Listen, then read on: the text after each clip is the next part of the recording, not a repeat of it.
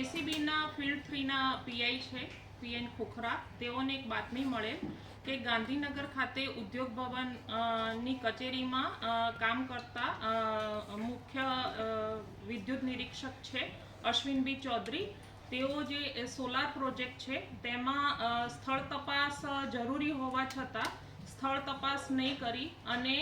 સ્થળ તપાસ કર્યા વિના એનઓસી ઇસ્યુ કરે છે અને તેમાં મોટા પ્રમાણમાં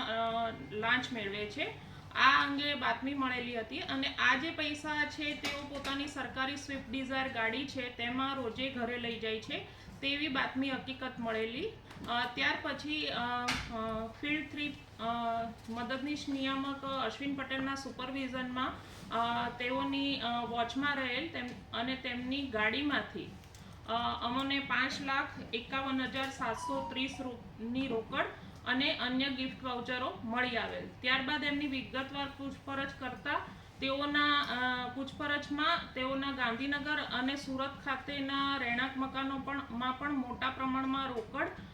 સોના ચાંદીના દાગીના, સિક્કા અને અન્ય દસ્તાવેજો હોવાની માહિતી મળેલ. જે આધારે તેમના ગાંધીનગર અને સુરત ખાતેના મકાનોમાં સર્ચ હાથ ધરવામાં આવેલ અને આ સર્ચ પ્રક્રિયા પૂર્ણ થતાં તેઓના ગાંધીનગર અને સુરત ખાતેના મકાનો અને ગાડીમાંથી કુલ 1,76,14,970 ની રોકડ રકમ અને 88,82,910 ની અંદાજિત કિંમતના સોના ચાંદીની લગડીઓ, દાગીના અને સિક્કાઓ મળી આવેલ. આમ કુલ 2,64,97,880 રૂપિયાની મત્તા તેઓના ઘર અને તેઓની ગાડીની સર્ચ ઓપરેશન દરમિયાન મળી આવેલ છે. આ અંગેની જે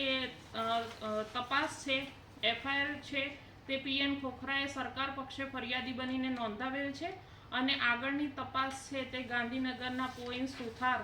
છે તેઓ કરી રહેલ છે અને આ પ્રકારની કોઈપણ માહિતી કોઈપણ પ્રજાજનને